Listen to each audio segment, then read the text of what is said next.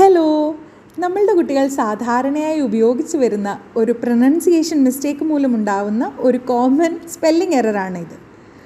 നിങ്ങൾ ഈ വേർഡിനെ എങ്ങനെയാണ് വായിക്കുന്നത്?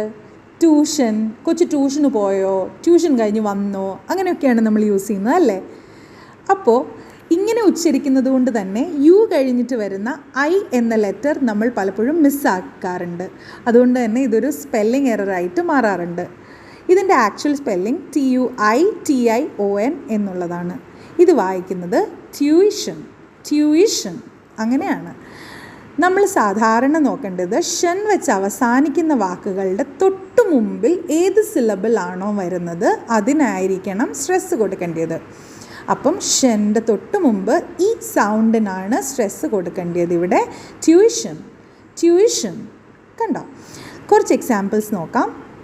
ഈ വേർഡ്സ് ഒക്കെ ഷൻ വെച്ച് അവസാനിക്കുന്ന വാക്കുകളാണ്. അപ്പം ഷൻ്റെ തൊട്ട് മുമ്പിൽ വരുന്ന സിലബിളാണ് നമ്മൾ സ്ട്രെസ് കൊടുക്കാൻ പോകുന്നത്. വായിക്കാം. Education, nation, vision, conclusion. ഷൻ്റെ തൊട്ട് മുമ്പിൽ CA വന്നു, അതുകൊണ്ട് K ആണ് അവിടെ സ്ട്രെസ് കൊടുക്കുന്നത്. Education, nation, vision, conclusion. ഷൻ്റെ മുമ്പ് ക്ലൂ വന്നതുകൊണ്ട് കൺക്ലൂഷൻ. Thank you.